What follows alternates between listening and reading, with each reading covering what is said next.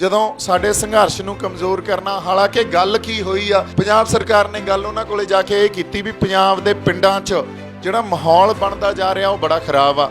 ਇੱਕ ਖਾਲਿਸਤਾਨ ਪੱਖੀ ਦੇਖੋ ਗੱਲ ਕਿੱਧਰ ਨੂੰ ਤੋਰਨੀ ਆ, ਤਾਂ ਜਜ਼ਬਾਤਾਂ ਦੇ ਆਧਾਰ ਤੇ ਹੀ ਮੋਰਚਾ ਆਰੰਭਿਆ। ਕੋਈ ਪੋਲੀਟੀਕਲ ਏਜੰਡਾ ਤਾਂ ਆਪਣਾ ਹੈ ਨਹੀਂ। ਮੈਨੂੰ ਪਤਾ ਕੰਮਕਾਰ ਆਪਾਂ ਸਾਰਿਆਂ ਨੂੰ ਆ, ਕੰਮਕਾਰ ਸਾਰੇ ਆਪਦੀ ਜਗ੍ਹਾ ਹੈ ਵੀ, ਪਰ ਜੇ ਪੰਜਾਬ ਬਚੂਗਾ ਤਾਂ ਕੰਮਕਾਰ ਬਚਣਗੇ। ਜੇ ਪੰਜਾਬ ਨਹੀਂ ਬਚਿਆ ਤਾਂ ਫਿਰ ਕਿੱਥੋਂ ਕਿਹੜੇ ਕੰਮਕਾਰ।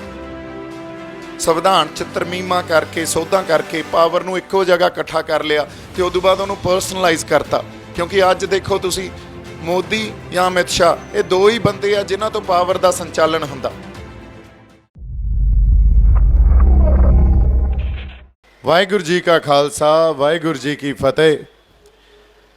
ਬਾਈ ਜੀ ਢੀਂਡਸਾ ਸਾਹਿਬ ਤੁਹਾਨੂੰ ਜੀ ਆਇਆਂ ਕਹਿੰਦੇ ਆ, ਸਾਰੀ ਟੀਮ ਨੂੰ ਜੀ ਆਇਆਂ ਕਹਿੰਦੇ ਆ ਜੀ।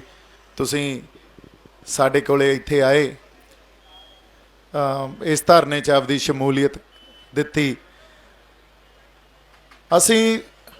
ਮੈਂ ਦੋ ਚਾਰ ਗੱਲਾਂ ਹੀ ਕਰਨੀਆਂ। ਪਹਿਲੀ ਗੱਲ ਤਾਂ ਮੈਂ ਇੱਕ ਸਾਰੀ ਸੰਗਤ ਨਾਲ ਸ਼ੇਅਰ ਕਰਨੀ ਸੀ ਵੀ ਹੁਣ ਅਸੀਂ ਬੜੇ ਭਾਸ਼ਣ ਦੇ ਲਏ, ਗੱਲਾਂ ਸਮਝਾਤੀਆਂ, ਲੜਾਈ ਸੱਭਿਆਚਾਰਕ, ਆਰਥਿਕ, ਵਿਚਾਰਧਾਰਕ ਪੰਜਾਬ ਲੜ ਰਿਹਾ, ਪੰਜਾਬ ਆਪਦੀ ਹੋਂਦ ਦੀ ਲੜਾਈ ਲੜ ਰਿਹਾ। ਇਹ ਗੱਲ ਵੀ ਸਾਰਿਆਂ ਨੂੰ ਪ੍ਰਵਾਨ ਹੋ ਗਈ, ਸਹਿ ਪ੍ਰਵਾਨ ਇਹ ਗੱਲ ਆ। ਅਸੀਂ ਮੰਨਦੇ ਹਾਂ ਵੀ ਅੱਜ ਪੰਜਾਬ ਆਪਦੀ ਹੋਂਦ ਦੀ ਲੜਾਈ ਲੜ ਰਿਹਾ। ਦੇਖੋ ਹੋਂਦ ਦੀ ਲੜਾਈ ਕਿਵੇਂ ਲੜ ਰਿਹਾ, ਐਡਾ ਵੱਡਾ ਉਭਾਰ ਇਸ ਸੰਘਰਸ਼ 'ਚ ਇਕੱਲੇ ਪੰਜਾਬ 'ਚ ਸਾਡੇ ਸੂਬੇ 'ਚ ਦੇਖਦਾ। ਸਵਾਲ ਆ ਵੀ ਬਾਕੀ ਸੂਬੇ ਕਿਉਂ ਨਹੀਂ ਖੜੇ ਹੋ ਰਹੇ। ਬਾਕੀ ਕਿਉਂਕਿ ਕਿਸਾਨੀ ਤਾਂ ਹੋਰ ਸੂਬਿਆਂ 'ਚ ਵੀ ਆ, ਉਹ ਕਿਉਂ ਨਹੀਂ ਖੜੇ ਹੋਏ। ਇਹ ਉਭਾਰ ਉੱਥੇ ਕਿਉਂ ਨਹੀਂ ਆ। ਸਾਨੂੰ ਇੱਕ ਗੱਲ ਸਮਝਣ ਦੀ ਜ਼ਰੂਰਤ ਆ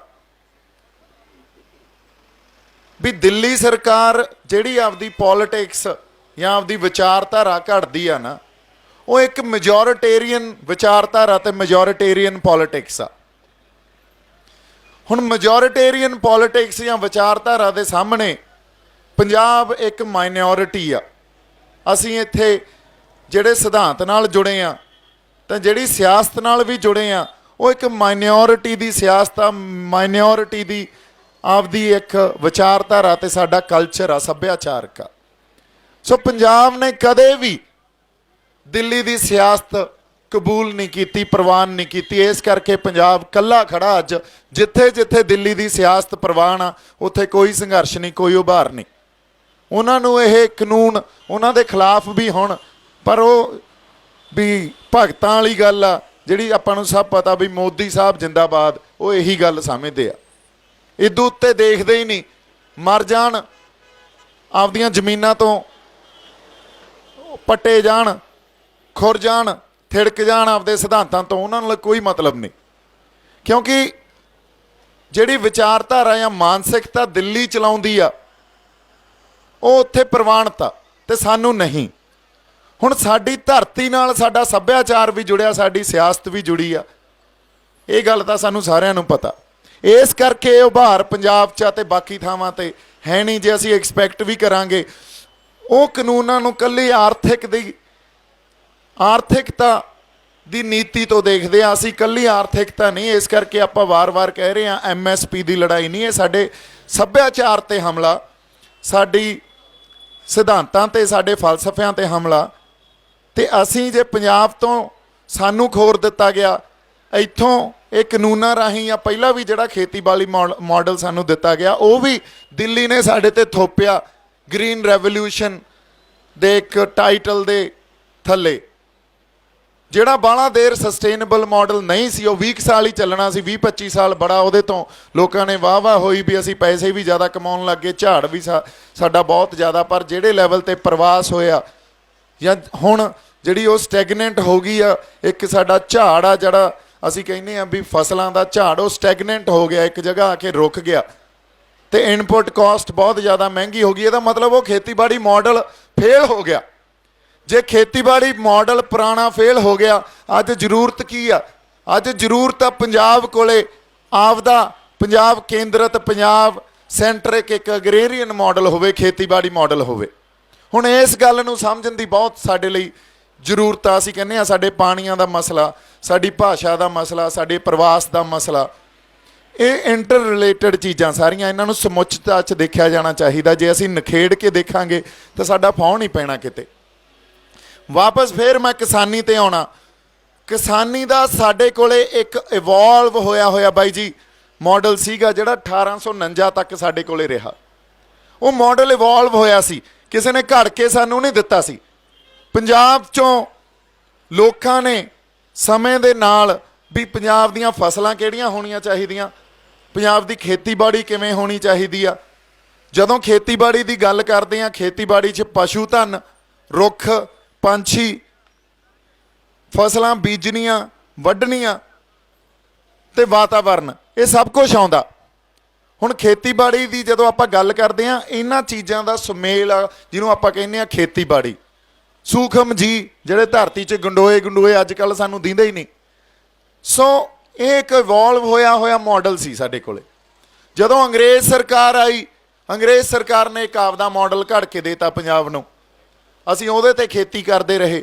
ਫਿਰ ਦਿੱਲੀ ਸਰਕਾਰ ਆਈ, ਦਿੱਲੀ ਸਰਕਾਰ ਨੇ ਇੱਕ ਆਪਦਾ ਖੇਤੀਬਾੜੀ ਮਾਡਲ, ਜਿਹਦਾ ਸਭ ਤੋਂ ਪ੍ਰਤੱਖ ਰੂਪ ਸਾਡੇ ਸਾਹਮਣੇ ਉਦੋਂ ਆਇਆ ਜਦੋਂ 1966 'ਚ ਗ੍ਰੀਨ ਰੈਵੋਲਿਊਸ਼ਨ ਦੇ ਅਧੀਨ ਇਹਨਾਂ ਨੇ ਸਾਨੂੰ ਇੱਕ ਮਾਡਲ ਦਿੱਤਾ। ਪਰ ਉਹ ਮਾਡਲ ਫੇਲ ਹੋ ਗਏ ਆ। ਸਾਨੂੰ ਆਪਦੇ ਇੱਥੋਂ ਦੇ ਸਾਡੇ ਅਨੁਸਾਰ ਜਿਹੜਾ ਸਾਡੇ ਕਿਸਾਨਾਂ ਲਈ, ਮਜ਼ਦੂਰਾਂ ਲਈ ਲਾਹੇਵੰਦ ਮਾਡਲ ਹੋਵੇ, ਅੱਜ ਫੇਰ ਘੜਨਾ ਪੈਣਾ, ਉਹਨੂੰ ਇਵੋਲਵ ਕਰਾਉਣਾ ਪੈਣਾ। ਸੋ ਜ਼ਰੂਰਤ ਇਹ ਆ ਜਿਹੜਾ ਸਾਡੇ ਪਾਣੀਆਂ ਨੂੰ ਵੀ ਸੰਬੋਧਨ ਕਰੂਗਾ, ਸਾਡੇ ਵਾਤਾਵਰਨ ਨੂੰ ਸੰਬੋਧਨ ਕਰੂਗਾ, ਸਾਡੇ ਮੰਡੀਕਰਨ ਨੂੰ ਸੰਬੋਧਨ ਕਰੂਗਾ, ਸਾਡੀਆਂ ਫਸਲਾਂ ਕਿਹੜੀਆਂ ਹੋਣੀਆਂ ਚਾਹੀਦੀਆਂ, ਇਹਨਾਂ ਚੀਜ਼ਾਂ ਨੂੰ ਵੀ ਸੰਬੋਧਨ ਕਰੂਗਾ। ਸੋ ਜਿਹੜੀ ਸਟਰਗਲ ਆਪਾਂ ਲੜ ਰਹੇ ਹਾਂ, ਉਹ ਸੋਸ਼ਲ ਸਟਰਗਲ ਤੇ ਪੋਲੀਟੀਕਲ ਸਟਰਗਲ ਬਣ ਗਈ ਆ ਜੀ। ਇੱਕ ਸੋਸ਼ਲ ਆਏ ਆ ਵੀ ਇਹ ਖੇਤੀਬਾੜੀ ਮਾਡਲ ਘੜੀਏ, ਇਵੋਲਵ ਹੋ ਕੇ ਘੜੀਏ, ਇਹਦੇ 'ਚ ਸਾਰੇ ਸਾਡੇ ਨਾਲ ਆਉਣ, ਆਪਾਂ ਮੰਥਨ ਕਰੀਏ, ਇੱਕ ਬ੍ਰੇਨ ਸਟੋਰਮਿੰਗ ਕਰੀਏ, ਖੇਤੀਬਾੜੀ ਮਾਹਿਰ ਹੋਣ, ਐਗਰੋ ਇਕੋਨੋਮਿਸਟ ਹੋਣ, ਪੋਲੀਟੀਕਲ ਲੀਡਰਸ ਵੀ ਹੋਣ, ਕਿਉਂਕਿ ਬੜੇ ਸਾਡੇ ਕੋਲੇ ਚੰਗੇ ਇਮਾਨਦਾਰ ਪੋਲੀਟੀਕਲ ਲੀਡਰ ਬੈਠੇ ਆ, ਤੇ ਇਕੋਨੋਮਿਸਟ ਵੀ ਹੋਣ, ਤੇ ਆਪਦਾ ਖੇਤੀਬਾੜੀ ਮਾਡਲ ਆਪਾਂ ਘੜੀਏ। ਦੂਜੀ ਗੱਲ, ਉਹਨੂੰ ਲਾਗੂ ਕਿਵੇਂ ਕਰਾਉਣਾ? ਹੁਣ ਲਾਗੂ ਤਾਂ ਪੋਲੀਟੀਕਲ ਸਟਰਗਲ ਦੇ ਥਰੂ ਹੀ ਕਰਾਉਣਾ ਪੈਣਾ, ਸਰਕਾਰ ਕਰਾਵੇ। ਪਰ ਪੰਜਾਬ ਸਰਕਾਰ ਨੇ, ਆਪਾਂ ਦੇਖ ਹੀ ਰਹੇ ਹਾਂ, ਕੱਲ੍ਹ ਉਹ ਹੋਮ ਮਿਨਿਸਟਰ ਸਾਹਿਬ ਅਮਿਤ ਸ਼ਾਹ ਨੂੰ ਉਹਨਾਂ ਨੂੰ ਮਿਲ ਕੇ ਆਏ, ਤੇ ਆਉਂਦੇ ਹੀ ਉਹਨਾਂ ਦੇ ਸੋਲੇ ਗਾਉਣ ਲੱਗ ਗਏ ਵੀ ਸਾਨੂੰ ਬਹੁਤ ਚੰਗੀ ਤਰ੍ਹਾਂ ਮਿਲੇ, ਤੇ ਸਾਨੂੰ ਬੜਾ ਉਹਨਾਂ ਨੇ ਕਿਹਾ ਵੀ ਤੁਸੀਂ ਬੜੀਆਂ ਕੁਰਬਾਨੀਆਂ ਕੀਤੀਆਂ। ਦੇਖੋ ਤੁਸੀਂ, ਜਦੋਂ ਸਾਡੇ ਸੰਘਰਸ਼ ਨੂੰ ਕਮਜ਼ੋਰ ਕਰਨਾ, ਹਾਲਾਂਕਿ ਗੱਲ ਕੀ ਹੋਈ ਆ, ਗੱਲ ਉਹਨਾਂ ਨੇ, ਪੰਜਾਬ ਸਰਕਾਰ ਨੇ ਗੱਲ ਉਹਨਾਂ ਕੋਲੇ ਜਾ ਕੇ ਇਹ ਕੀਤੀ ਵੀ ਪੰਜਾਬ ਦੇ ਪਿੰਡਾਂ 'ਚ ਜਿਹੜਾ ਮਾਹੌਲ ਬਣਦਾ ਜਾ ਰਿਹਾ ਉਹ ਬੜਾ ਖਰਾਬ ਆ। ਇੱਕ ਖਾਲਿਸਤਾਨ ਪੱਖੀ, ਦੇਖੋ ਗੱਲ ਕਿੱਧਰ ਨੂੰ ਤੋਰਨੀ ਆ, ਮਾਹੌਲ ਬਣਦਾ ਜਾ ਰਿਹਾ, ਇਹਨੂੰ ਕੰਟਰੋਲ ਕਰੋ, ਕਿਵੇਂ ਨਾ ਕਿਵੇਂ ਸਿਚੁਏਸ਼ਨ ਨੂੰ ਡਿਫਿਊਜ਼ ਕਰੀਏ। ਸੈਂਟਰ ਸਰਕਾਰ ਕਹਿੰਦੀ ਇਹ ਤਾਂ ਤੁਹਾਡਾ ਮਸਲਾ, ਲਾਅ ਐਂਡ ਆਰਡਰ ਤਾਂ ਤੁਸੀਂ ਮੇਨਟੇਨ ਕਰਕੇ ਰੱਖਣਾ। ਹੁਣ ਇਹ ਫਸ ਗਏ, ਇਸ ਗੱਲ 'ਚ ਇਹ ਫਸ ਗਏ। ਇਹ ਕਹਿੰਦੇ ਐਂ ਕਰਦੇ ਆ ਜੀ ਅਸੀਂ, ਫਿਰ ਕੀ ਕਰੀਏ? ਉਹ ਕਹਿੰਦੇ ਐਂ ਕਰੋ, ਰੇਲ ਗੱਡੀਆਂ ਤੇ ਜਿਹੜੇ ਧਰਨੇ ਆ ਨਾ, ਉਹਨਾਂ ਨੂੰ ਚੁਕਾਓ, ਅਸੀਂ ਰੇਲਾਂ ਚਲਾਉਣਾ ਸ਼ੁਰੂ ਕਰਦੇ ਹਾਂ, ਇਹਨਾਂ ਨੂੰ ਟੋਲ ਪਲਾਜ਼ਿਆਂ ਤੇ ਬੈਠੇ ਰਹਿਣ ਦਿਓ। ਟੋਲ ਪਲਾਜ਼ਿਆਂ ਤੇ ਸਰਕਾਰ ਤੇ ਕੋਈ ਅਸਰ ਨਹੀਂ, ਜਿੰਨੇ ਕੰਟਰੈਕਟ ਜਿਹਨੇ ਸਫ਼ਰ ਕੀਤਾ, ਆ ਜਿਹੜੇ ਕੰਟਰੈਕਟਰਸ ਨੇ, ਉਹਨਾਂ ਟਾਈਮ ਅਸੀਂ ਵਧਾ ਦਾਂਗੇ। ਸੋ ਹੁਣ ਕਿਸਾਨਾਂ ਕੋਲੇ, ਸਾਡੇ ਕੋਲੇ ਅਗਲਾ ਆਉਣ ਵਾਲਾ ਜਿਹੜਾ ਟਾਈਮ ਆ ਨਾ, ਜਿਵੇਂ ਮੈਂ ਕਿਹਾ, ਭਾਸ਼ਣ ਦੇ ਚੁੱਕੇ ਹਾਂ, ਗੱਲਾਂ ਵੀ ਸਮਝ ਚੁੱਕੇ ਹਾਂ, ਅਗਲਾ ਸਟੈਪ ਵੀ ਲੋਕਾਂ ਨੂੰ ਇਕੱਲਾ ਜਗਾਉਣਾ ਹੀ ਜ਼ਰੂਰੀ ਨਹੀਂ ਹੁੰਦਾ, ਲੋਕਾਂ ਨੂੰ ਇੱਕ ਸੇਧ ਦੇਣੀ ਹੁੰਦੀ ਆ। ਉਸ ਤੋਂ ਬਾਅਦ ਲੀਡਰਸ਼ਿਪ ਦੀ, ਜਾਂ ਜਿਹੜੇ ਸਾਡੇ ਆਗੂ ਆ, ਉਹਨਾਂ ਦੀ ਜ਼ਿੰਮੇਵਾਰੀ ਹੁੰਦੀ ਆ। ਇਹ ਜਗਾ ਕੇ ਮੁੜ ਕੇ ਉੱਥੇ ਹੀ ਛੱਡ ਦੇਣਾ, ਇਹ ਤਾਂ ਸਭ ਤੋਂ ਵੱਡੀ ਤਰਾਸਦੀ ਆ। ਅਗਲੀ ਸੇਧ ਦੇਣੀ ਹੁੰਦੀ ਆ। ਸੇਧ ਸਾਡੀ ਇਹ ਆ ਵੀ ਅਸੀਂ ਆਪਦਾ ਇੱਕ ਖੇਤੀਬਾੜੀ ਮਾਡਲ ਕ੍ਰੀਏਟ ਕਰੀਏ, ਉਹਨੂੰ ਸਿਰਜੀਏ, ਸਿਰਜਣ ਵਾਸਤੇ ਮੰਚ ਤਿਆਰ ਕਰੀਏ। ਤੇ ਇਹ ਮੰਚ ਆਪਾਂ ਤਿਆਰ ਕਰਾਂਗੇ ਸ਼ੰਭੂ ਮੋਰਚਾ ਸ਼ਹਿਰਾਂ 'ਚ ਜਾਂ ਸੈਮੀ ਅਰਬਨ ਏਰੀਆ 'ਚ ਜਾ ਕੇ, ਜਿਹੜੇ ਸਾਡੇ ਬੁੱਧੀਜੀਵੀ ਖੇਤੀਬਾੜੀ ਮਾਹਿਰ ਲੋਕ ਆ, ਜਾਂ ਸਾਡੇ ਸਾਇੰਟਿਸਟ ਆ, ਐਗਰੋ ਇਕੋਨੋਮਿਸਟ, ਉਹਨਾਂ ਸਾਰਿਆਂ ਨੂੰ ਇਕੱਠਾ ਕਰਕੇ, ਸਟੇਜਾਂ ਤੋਂ ਨਹੀਂ, ਇੱਕ ਰਾਊਂਡ ਟੇਬਲ ਕਾਨਫਰੰਸ ਦੇ ਥਰੂ ਆਪਾਂ ਇਹ ਇੱਕ ਮੁਹਿੰਮ ਛੇੜਾਂਗੇ, ਜਿਹਦੇ ਕਰਕੇ ਆਪਾਂ ਇੱਕ ਹੁਣ ਵੈਬਸਾਈਟ ਵੀ ਬਣਾਈ ਆ, warispunjab.org। ਉੱਥੇ ਤੁਸੀਂ ਆਪਦੇ ਸੁਝਾਅ ਤੇ ਸਵਾਲ ਵੀ ਭੇਜੋ। ਅਗਲੀ ਗੱਲ ਜਿਹੜੀ ਮੈਂ ਕਰ ਰਿਹਾ ਸੀ ਵੀ ਭਾਸ਼ਣ ਬੜੇ ਦੇ ਲਏ, ਹੁਣ ਗੱਲਾਂ ਬਾਤਾਂ ਬਹੁਤ ਇੱਕ ਦੂਜੇ ਦੀਆਂ ਸਮਝ ਲਈਆਂ, ਅਸੀਂ ਨਿੰਦੀ ਜਿਹਨੂੰ ਮਰਜ਼ੀ ਜਿੰਨਾ ਜਾਈਏ, ਪਰ ਸਾਡਾ ਹੱਲ ਕਿਵੇਂ ਨਿਕਲਣਾ, ਉਧਰ ਨੂੰ ਤੁਰਨਾ ਪੈਣਾ। ਸਾਡੀ ਇੱਕ ਰਵਾਇਤ ਆ ਵੀ ਜਦੋਂ ਅਸੀਂ ਮੋਰਚੇ ਵਿੱਢਦੇ ਹਾਂ, ਕੋਈ ਸੰਘਰਸ਼ ਵਿੱਢਦੇ ਹਾਂ, ਤੇ ਉਦੋਂ ਅਖੰਡ ਪਾਠ ਸਾਹਿਬ ਦਾ ਪ੍ਰਕਾਸ਼ ਕਰਾਉਣੇ ਆ। ਆਉਣ ਵਾਲੇ ਦਿਨਾਂ 'ਚ क्योंकि गुरु साहब ने सानू राह दिखाउणा हुंदा। अरदास च बहुत वड्डी पावर आ। जदों अरदास करदे आ ते गुरु साहब उदों ही राह दिखा दिंदे आ। पंजाब अज जिथे खड़ा, साडी जरूरत आ यह भी आपां अखंड पाठ साहब दा प्रकाश कराइए ते गुरु साहब नूं अरदास करिए पंजाब तो जो भुल्लां होईयां वो बख्शाउण, क्योंकि साडी जित गुरु साहब कोले पई आ। निश्चय कर अपनी जीत करूँ, सानू निश्चय करना पैना इस गल दा। साडी जित गुरु साहब कोले पई आ। असीं कहिए पंजाब तो जो भुल्लां होईयां वो बख्शाओ पातशाहो, ते पंजाब नूं खुशियां वापस दिओ, बख्शिश करो पंजाब नूं खुशियां दी, पंजाब दी जित होवे इस संघर्ष चों। उदों बाद फिर आपदे संघर्ष की साडी नुहार देखियो किधर नूं जांदी आ। सो 15 तरीक तो दिवाली तो अगले दिन आपां इत्थों पाठ नूं आरंभ करना ते 17 तरीक नूं भोग पाउणा। 17 तरीक नूं सद्दा ये आ भी पंजाब दे जिथे जिथे कोई रूहां बैठियां ਜਿਹੜੀਆਂ पंजाब दे लई दर्द रखदियां वो शंभू मोर्चे ते जरूर आउण। हर घर चों एक जी जरूर आवे, आपां अरदास च शामिल होईए ते गां संघर्ष की सेध की होवे। इदों बाद असीं इस संघर्ष नूं किवें गां लैके जाना, लोकां नूं लामबंद रखना, ये गल आपां अरदास करके उदों बाद डिसाइड करिए। सो मेरे वल्लों अज जिहड़ी गल करनी सी, आपां चलो सरकार दीयां जिहड़ियां एक कॉन्सपिरेसी थ्योरीज आ इहदे ते तां बहुत गल कर सकते हैं, क्योंकि एक जिहड़ी असीं संघर्ष च एक लड़ाई ये भी लड़ रहे हैं भी जिहड़ी एक सेंट्रलाइज पावर आ। भाई जी भी हुणे कह के गए पावर नूं किवें ये सेंट्रलाइज कर रहे आ। समय समय तो संविधान च तरमीमां करके सोधां करके पावर नूं इक्को जगह इकट्ठा कर लिया ते उदों बाद उहनूं पर्सनलाइज करता। क्योंकि अज देखो तुसीं मोदी या अमित शाह ये दो ही बंदे आ जिन्हां तो पावर का संचालन हुंदा। सो इन्नी ज़्यादा पावर सेंट्रलाइज हो के ते जे पर्सनलाइज होगी तो कदे भी असी न्याय नहीं लै सकांगे, कदे वो बंदा न्याय दे ही नहीं सकता। सो स्ट्रगल आ जिहड़ी वो पावर नूं डीसेंट्रलाइज करने वास्ते कर रहे हैं।